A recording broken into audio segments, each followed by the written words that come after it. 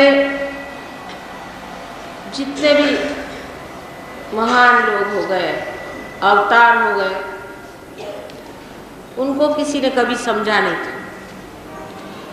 आपने सुना होगा कि ज्ञानेश्वर जी मंदिरों में जाते थे तो उनको मंदिरों में आना मना, नामदेव जी को मंदिरों में जाना मना था, जनाबाई को मंदिरों में जाना मना था। इसी प्रकार जहाँ जहाँ बड़े संत लोग हुए, मंदिर के दरवाजे उनके लिए हमेशा पता नहीं क्यों बंद रहते थे। लेकिन आज की इस आधुनिक स्थिति में ये बड़ी विशेष बात मुझे लगती है कि हमारे मंदिरों के जो संस्थापक तथा चालक है वो सत्य को पहचानते हैं और वो सत्य को समझते हैं। ये आपका परम भाग्य है, क्योंकि ऐसे घर मंदिर होते कि जहाँ स्वयं ही किसी साधु संतों को आना मना हो जाए तो फिर ऐसे मंदिरों में वही लोग आकर जम जाते जिनको सिर्फ रुपया पैसा बनाना।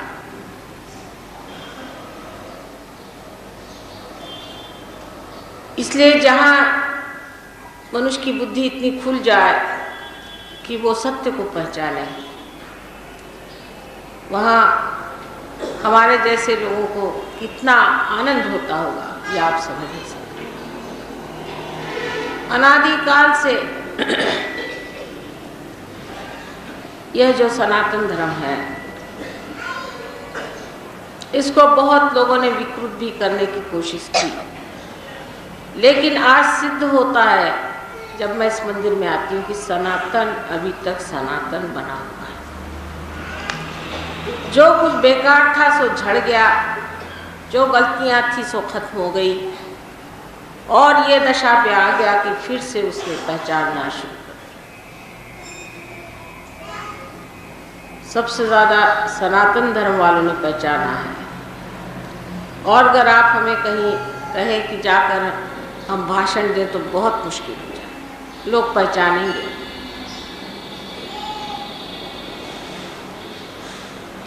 इस वजह से इस मंदिर में आते हुए मुझे अत्यानंद है। परमात्मा के बारे में अगर कोई भी बात करता है इस आज कल की दुनिया में तो लोग सोचते हैं कि एक मनोरंजन का साधन है, इससे सिर्फ मनोरंजन हो सकता है। परमात्मा की को नाम की कोई चीज़ तो हो नहीं सकती, सिर्फ मनोरंजन मात्र के लिए। ठीक है, अब बुढ़े हो गए हमारे बाबा दादी तो ठीक है मंदिर में जाके बैठे और अपने समय बिताएं, एक अच्छा तरीका है। घर में बैठ के बहू को सताने से अच्छा है कि मंदिरों में जाए। इससे ज़्यादा मंदिर का कोई अर्थ अपने यहाँ आजकल के ज़माने में लोग लगा रहे हैं। ये जो मंदिर में भगवान बैठे हैं इनका भी उपयोग यही लोग समझते हैं कि इनको जाके अपना दुखड़ा बताएं, ये तकलीफ़ है वो तकलीफ़ है और वो सब ठीक हो जाना चाहिए। लेकिन ये मंदिर क्या है, इसके अंदर बैठे हुए भगवान क्या हैं, उनका हमारा क्या संबंध है और उनसे कैसे जोड़ना चाहिए संबंध, आदि चीज़ों के बारे में अभी भी बहुत बातें गुप्त हैं। और ये बातें अनादिकाल से होती आई हैं। आपको मालूम है कि इंद्र को तक आत्म साक्षात्कार देना पड़ा, जो अनादि करते करते ये बातें जब 6ठी सदी में सबसे बड़े हिंदू धर्म के प्रवर्तक आदि शंकराचार्य संसार में आए, तब उन्होंने खुली तौर से बातचीत शुरू कर दी। नहीं तो अपने यहाँ एक भक्ति मार्ग था और एक वेदों का तरीका था जिससे कि गायत्री मंत्रादि कर। जब जब कभी भक्ति में लोग बिल्कुल बेकार चले जाते थे तो उनको खींचने के लिए ऐसे लोग आते थे कि जो कहते थे छोड़िए भक्ति और अपना चित्त हटा करके और निराकार कर, क्योंकि साकार में बिल्कुल बह चले जाते। और जब निराकार में बहुत बहकते थे तो उनसे कहने आते थे कि बाबा निराकार से कुछ फायदा नहीं होता, चलो साकार। लेकिन वो इधर से उधर जैसे कोई पेंडुलम चलता है ऐसे इंसान चलता रहा। और इसीलिए इन दोनों चीज़ों से आदमी ये समझ गया कि इसमें भक्ति भी है और निराकार भी है, ओंकार भी है और कृष्ण भी है। उसके बगैर हिसाब किताब बन नहीं सकता। सहयोग में आप दोनों के दर्शन पाते हैं, ब्रह्म के भी दर्शन पाते हैं और इन सब देवताओं के भी दर्शन पाते हैं। ब्रह्म की शक्ति जो है यह परमात्मा की प्रेम की शक्ति है जो चारों तरफ विचरण करती है। और जितने भी जीवित कार्य संसार के हैं, जैसे एक फूल से फल बनाना आदि, जितने भी जीवित कार्य हैं वो करती है। हमारे अंदर भी वो कार्य करती है जिसे हम पैरासिम्पैथेटिक नर्वस सिस्टम कहते हैं, उसमें वो विचरण करके और कार्य करती है। ये तो ब्रह्म की शक्ति है।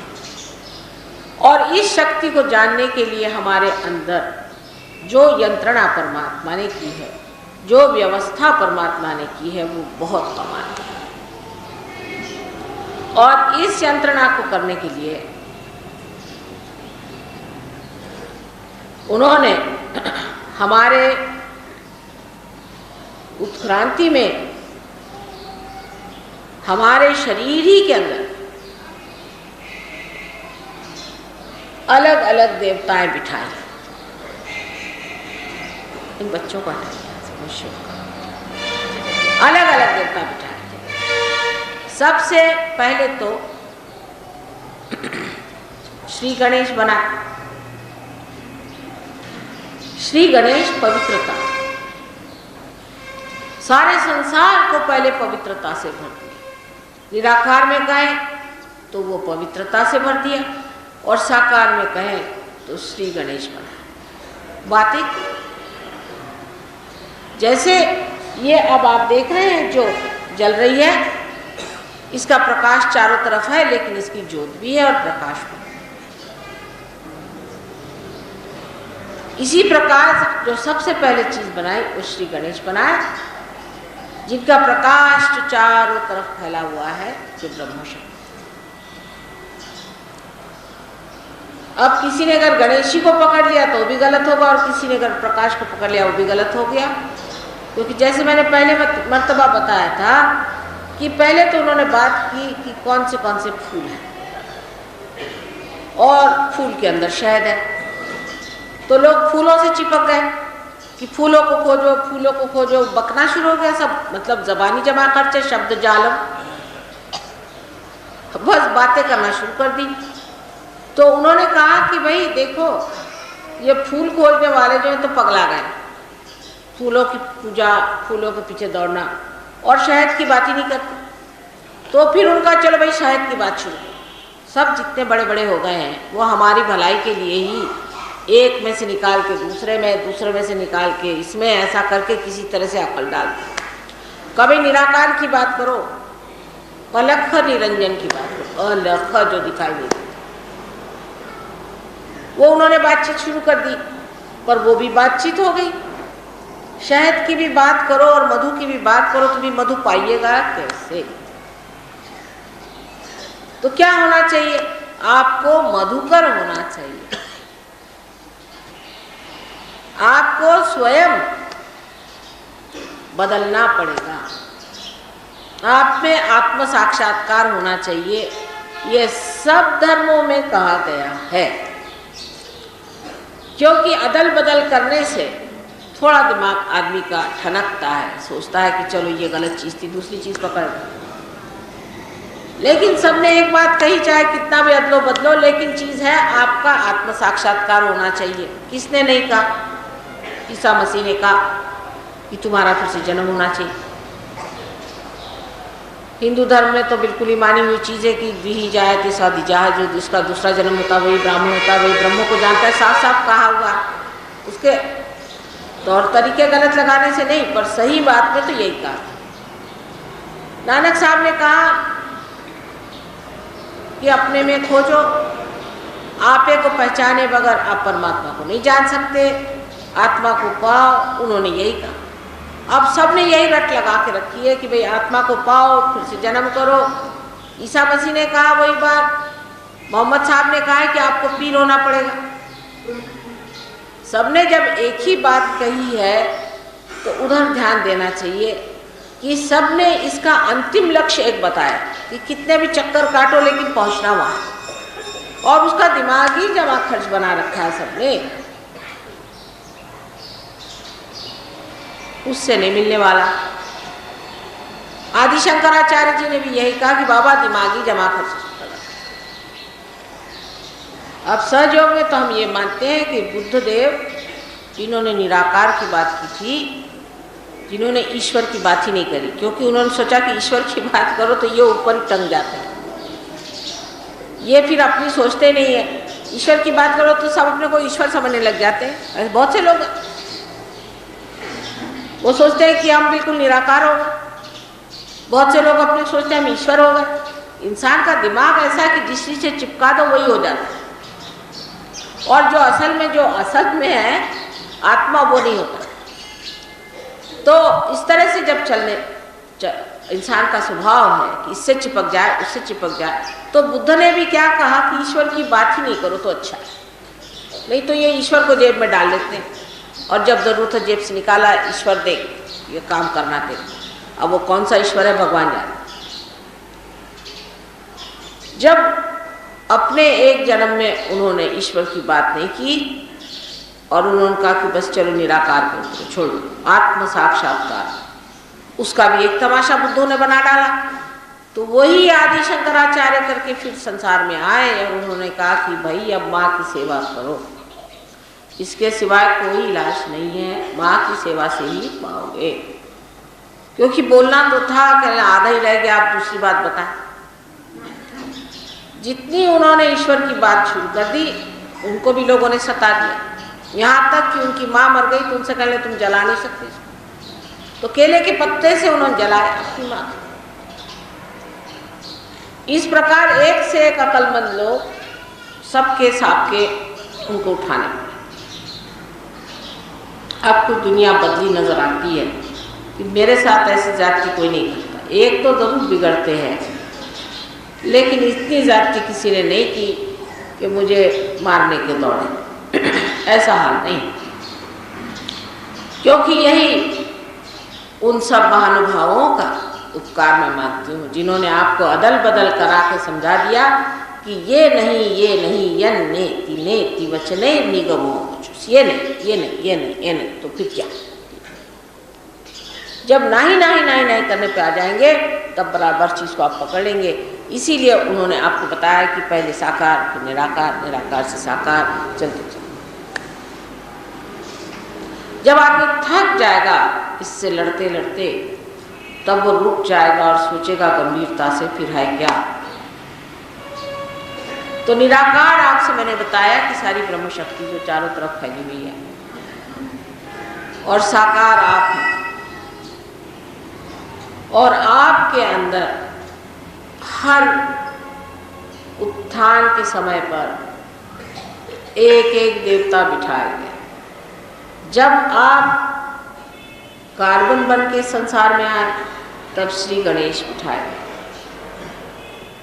कार्बन की भी 4 वैलेंसी होती है, बीचों बीच बैठे रहते हैं। कार्बन के बगैर प्राण संसार में नहीं आते, प्राणी नहीं बन सकते, इसलिए पहली चीज कार्बन बनाई गई, और श्री गणेश पहले इन्होंने ये शुरुआत। इसलिए कहते हैं कि श्री गणेश भूमि तत्व से बने, और ये पहले बिठाए गए जो पवित्रता के लक्षण। कोई से भी धर्म में ये नहीं कहा है कि तुम अपवित्र रहने से धार्मिक हो जाओगे। आजकल के गुरुओं की बात छोड़ दीजिए, इनसे तो भगवान बचाएगा, सब उल्टी बातें सिखाते। कोई से भी धर्म में ऐसा नहीं बताया है कि गंदे कर्म करके आप परमात्मा को पाइए। लेकिन हम लोग जो हैं तब इस चीज को देखें कि सब धर्म में एक ही बात कही गई, और सब ने माना कि पवित्रता जीवन का सबसे बड़ा स्थिर भाव है, उसको पकड़ना चाहिए। तब फिर ये मानना पड़ता है कि श्री गणेश को परमात्मा ने सबसे पहले स्थापित किया। वो द्योतक है, ये उसका आप समझ सकते हैं, जिसे कि हमारे यहाँ कहा जाता है कि इंग्लिश में क्या कहते हैं, इंडिकेशन, उसका इंडिकेशन है। और उसके प्रतीक रूप, उसका प्रतीक गणेश जी जो हैं वो पवित्रता के प्रतीक स्वरूप, इनोसेंस, अबोधिता, भोला, जो शंकर जी का भोलापन है वो उन्होंने अपने बेटे में पूरा कर।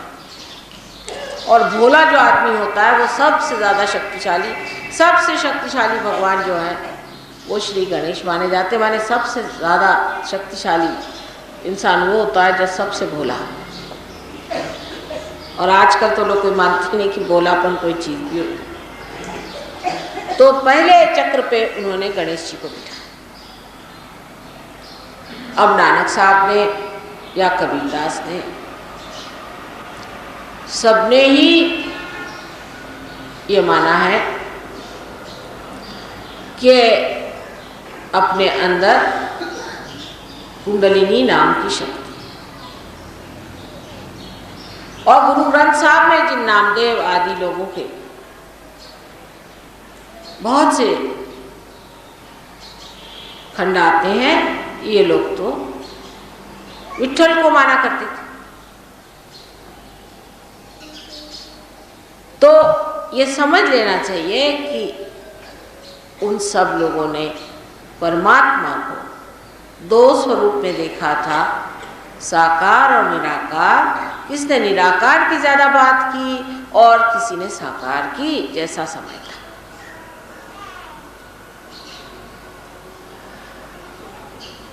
तो पहले चक्र पे श्री गणेश को बिठा दिया, जिससे मतलब अपना जो पहला चक्र है वो पवित्रता का चक्र है। अगर आप समझना चाहें निराकार से तो आप समझ लें पवित्रता, और अगर आप साकार से समझना चाहें तो श्री गणेश। इस चक्र से ऊपर कुंडलिनी का स्थान है, ये समझने की बात है, ये बहुत बड़ी बात है। इसके ऊपर में कुंडलिनी रहती है, नीचे में नहीं रहती इस चक्र। क्योंकि पवित्रता श्री गणेश जो है ये अपनी माँ कुंडलिनी जो गौरी, जो कन्या स्वरूपिणी पवित्र है, उसको संभालते हैं, उनकी लज्जा रक्षा करते हैं, और नीचे बैठे हुए सबको देखते रहते हैं। और जो कुछ हम करते हैं उसका सारा इन्फॉर्मेशन, उसकी सारी मालूमात अपने कुंडलिनी तक पहुंचा देते हैं, जो कि ऐसी बैठी हुई है कि जैसे कोई टेप रिकॉर्डर हो और वो सब चीज़ टेप करती। अब ये कुंडलिनी क्या चीज़ है? ये आदि इच्छा है, परमात्मा की आदि इच्छा। परमात्मा की सर्वप्रथम इच्छा ये हुई कि मैं सृष्टि बना,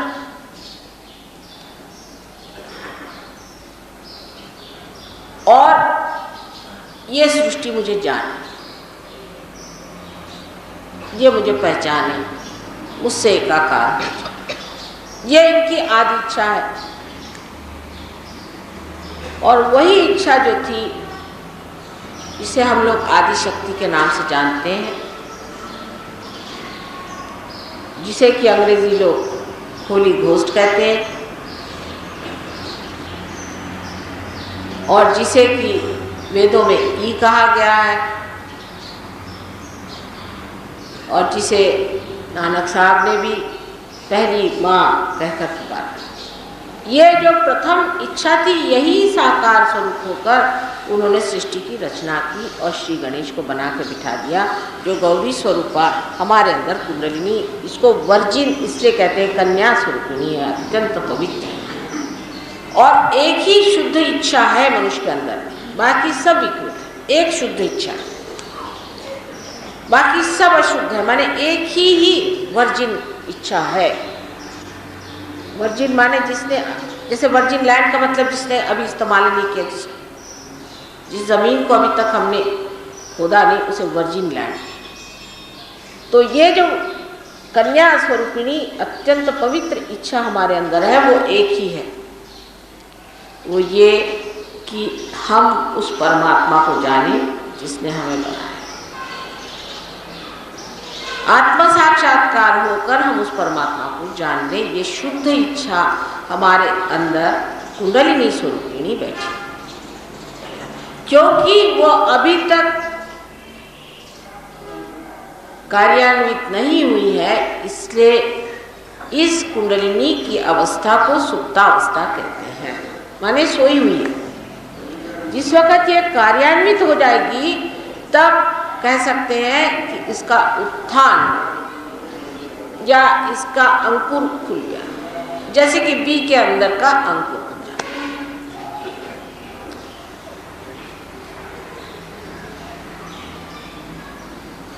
अब बहुत सारे लोगों ने बड़ी ज्यादती करी और उल्टी बातें शुरू कर दी। ये 6ठी शताब्दी के बाद ही हमारे देश में बहुत गंदे लोग पैदा हुए और जिनको हम तांत्रिकों के नाम से जानते हैं। एक माँ के हृदय के कारण हम पूरी तरह से किसी को बुरा नहीं कह सकते, थोड़ा सा हिस्सा छूट ही जाता है। और इसलिए सोचते ये हैं कि जब वो शायद कि इस सबसे प्रथम चक्र जिससे कि हमारी सब उत्सर्ग क्रियाएं होती है, एक्सक्रीशन होता है, उसकी ओर नजर कर रहे थे तो उन्होंने सिर्फ गणेश जी की सूंड देखी होगी और सोच लिया हो कि कुंडलिनी इस मूलाधार चक्र में है। पर कुंडलिनी तो मूलाधार में बैठी हुई, वो मूलाधार, और ये मूलाधार चक्र है, ये अंतर है। और यही चक्र बाहर है, बाकी सब चक्र जो है रीढ़ की हड्डी के अंदर या तो मस्तिष्क में इस हड्डियों के खोखले मस्तिष्क के अंदर है, और यही चक्र एक बाहर है। और ये चक्र जो है ये हमारे अंदर, जिसे हम पेल्विक प्लेक्सस कहते हैं, उसको चलायमान करता है।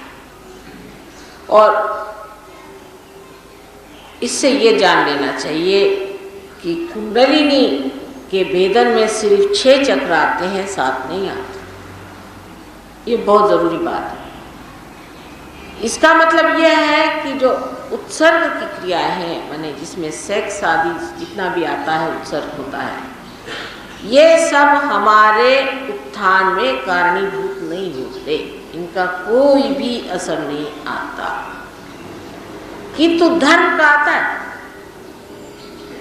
अधर्म से की हुई बातें जो भी हैं वो गलत बैठती है। धर्म से उत्सर्गित की हुई बातें गलत नहीं बैठती। और इसलिए ये चक्र जो है हमारी पवित्रता को देखता है। और गणेश जी जो हैं वो एक अनंत के बालक हैं, क्योंकि अबोध है, इनोसेंट, इसलिए उसको इसका घिनौनापन या गंदगी और इसकी जो बुराइयां हैं वो छूती नहीं, अछूती है। तो साक्षात ओंकार है। हीरा आप किसी जगह पे फेंक दीजिए, हीरा ही बना रहे, साक्षात ओंकार से उसको कोई छू नहीं सकता। और इसलिए वो वहां बैठे हुए पूर्णतया अपने अंदर बसी हुई जो पवित्रता है उसे समान। मनुष्य सोचता है कि माँ आप ऐसा कहते हैं, पर दुनिया में इतने अपवित्र लोग हैं, उनको कुछ नहीं होता, उनको कोई बीमारी नहीं होती, उनको कोई तकलीफ नहीं होती, और बड़ी शैतानी करते रहते हैं और बड़े सुखी। ये बात नहीं। हर एक चक्र का अपना अपना दोष होता है। अब ये चक्र इतना महत्वपूर्ण है, जिस आदमी का ये चक्र खराब हो जाता है उसको दूसरे किसी भी चक्र के खराब हो जाने से मलाइटिस जैसी गंदी गंदी बीमारियां हो सकती हैं। बहुत सी कैंसर की बीमारियां भी इसी चक्र के खराब होने से हो सकती हैं। आँख की शिकायतें भी इससे हो सकती हैं, बुद्धि की खराबियाँ इससे आ सकती हैं और नाना प्रकार के विकार इस चक्र के खराब होने से होते हैं। इसलिए जो लोग कहते हैं कि आदमी की अपवित्रता से कोई फर्क नहीं पड़ता, वो दोनों का कनेक्शन ही नहीं बना, वो जोड़ ही नहीं पाते कि ये इस वजह से है। ये तो जब आप पार हो जाएंगे, जब आप संत जन हो जाएंगे, जब आत्म में चैतन्य लहरियाँ बहना शुरू हो जाएंगी, तब ये निराकार आपसे बोलेगा, आपके हाथों में बोलेगा कि देखो इस आदमी की क्या खराबी है और इसे क्या ठीक है।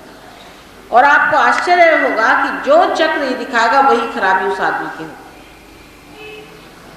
मोहम्मद साहब ने कहा है कि जब उत्थान का समय आएगा, यानी ये आज का समय, उस समय आपके हाथ बोलेंगे, आपके हाथों पे आप चक्रों को जानकर बता सकेंगे कि इस आदमी में कौन सा दोष है। ये यहाँ पर और यहाँ पर मूलाधार का स्थान है।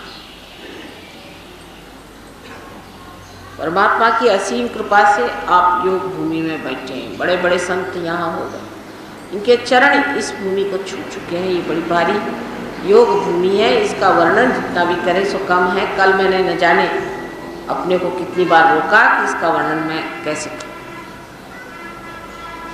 सारे विश्व की कुंडलिनी यहाँ पर बैठी हुई है। महाराष्ट्र 3.5 पीठ है। बहुत लोग बोलते 3.5 पीठ है।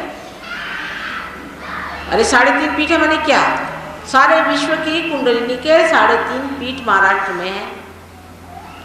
अष्टविनायक महाराष्ट्र में है। 8 तरफ से घेर दिया, पवित्रता के इंतजामात कर लिए हैं।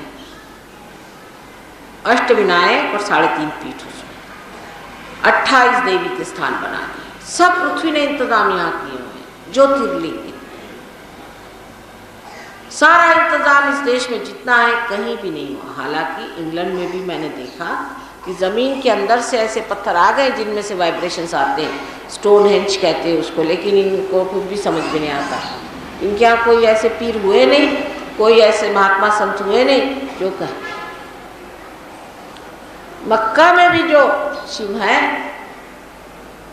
मक्का में भी जो पत्थर है, उसका भी वर्णन अपने पुराणों में है। उसका नाम मक्केश्वर शिव। आप देख लीजिए। पंजा साहब जो उन्होंने जो निकाला था वो भी वही चीज। उस जगह से उस जगह में चैतन्य आता है। अभी देखिए, अभी हम यहाँ बैठे हुए हैं, ये आपने जो इस पर चीज बिछाई, ये आप कितने भी सालों पड़ी रहे, किसी घर संत को आप दिखाइए तो वो समझ जाएंगे कि इस पर कोई संत साधु बैठे। जो चीज छू जाती है उसी में चैतन्य भर जाता है। आपको पिछली मर्तबा मैंने बताया था कि मैं कश्मीर गई थी, यहाँ नहीं कहीं और, तो हठात मुझे लगा यहाँ कोई बड़ी चैतन्यमय चीज़। तो हमने ड्राइवर से कहा भाई गाड़ी रोको, यहाँ पता करो कोई मंदिर शंदिर तो नहीं। तो उसने कहा माता जी यहाँ कहाँ मंदिर शंदिर है, ये तो बिल्कुल आप जंगल में घूम रहे। तो मैंने पति से कहा कि हो सकता है 4-5 मील की दरमियान कोई ना कोई चीज़ होनी चाहिए। अच्छा, मैंने कहा मैं जैसे कहती उसी रास्ते पे उससे चलो। तो चलते गए। एक जगह पहुँचे तो कहले तो सारे मुसलमानों की बस्ती है, आपको क्या मिलने वाला है। मैंने कहा यहाँ पूछो तो सही। तो उन्होंने बताया कि यहाँ हजरत इकबाल है। एक बाल मोहम्मद साहब का रखा हुआ है और मैं 5 मिनट पर उसको धूप में पकड़ ली। अब उनको आप कुछ भी कहिए, भला बुरा कहिए, आपका जो मन चाहे कह सकते हैं, वो भी अपने ही हैं, बिल्कुल अपने हैं, ये समझ लेना चाहिए। उनमें नानक साहब में कोई फ़र्क नहीं है। चाहे हिंदू मुसलमान लड़े, चाहे कुछ करें, गर्दन काटें, उससे फ़र्क नहीं पड़ने वाला। जो बात सही और सत्य मैं आपको बता दी। हम लोग आपस में बेकारी में लड़ रहे हैं, ये सब बेकार चीज़ है, लड़ने की कोई बात ही नहीं। आज हज़ारों मुसलमान सहयोग में आ रहे हैं क्योंकि उनके आगे एक खोमिनी खड़ा हो गया, भगवान बचा रखे, वो कहते अब नहीं चाहिए मुसलमान। ऐसा उनकी भगवान ने कृपा कर। और इतनी बदल उनमें आ गया कि अब वो कहते बाबा सहयोग, अच्छा वो गणेश जी की पूजा कर रहे हैं और आपको गणेश जी सिखाएंगे कैसे गणेश जी का क्या मतलब।